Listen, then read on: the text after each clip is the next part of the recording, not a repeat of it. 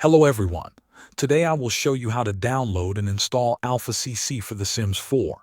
First, you have to download the CC Alpha. A safe and reliable website to download Alpha CC is the Sims resource.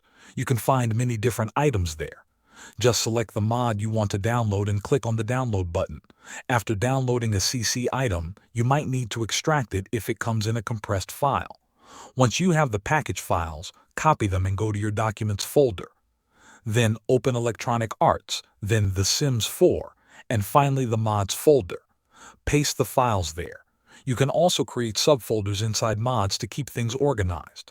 Next, open the game and go to Game Options, then Other, and make sure Enable Custom Content and Mods is checked. Remember to restart the game after enabling this option. After that, your Alpha CC content should appear and create a sim for clothes, hair, and skin. That is all you need to know to download and install Sims 4 Alpha CC. Thanks for watching.